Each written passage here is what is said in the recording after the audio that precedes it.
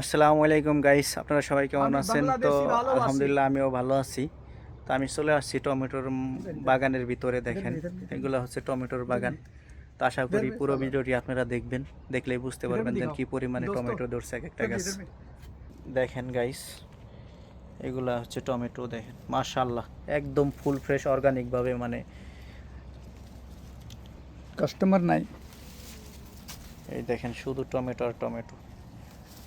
এখানেও আছে টমেটো, একদম রেড কালার হয়ে আছে। মাশাআল্লাহ, প্রচুর টমেটো এখানে।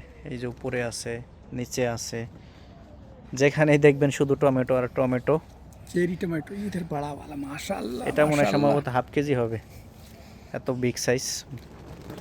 আর এই যে এই পাশেও আছে দেখেন tomato. Apple Apple Apple Apple কারণ এইগুলার পরিচর্যাগুলো অনেক সুন্দরভাবে করে বিদয় এরকম ফলন হয় সারিবদ্ধভাবে। দেখেন সোজা লাইন বেঁধে, তারপরে পানি লাইন করা আছে নিচে।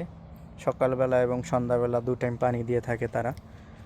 কারণ পানিগুলো না দিলে, প্রত্যেকটা গাছের নিচে পানি না দিয়ে থাকলে তাহলে কিন্তু গাছগুলো মরে যাবে।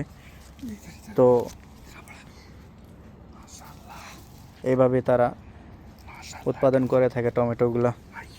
মাশাআল্লাহ, আমার মনে চাচ্ছে যে সবগুলা টমেটো আমি ছিঁড়ে নিয়ে যাই, কিন্তু এতগুলা নেওয়া সম্ভব না। সবগুলা কিন্তু নেওয়া সম্ভব না। দেখেন টমেটো আর টমেটো।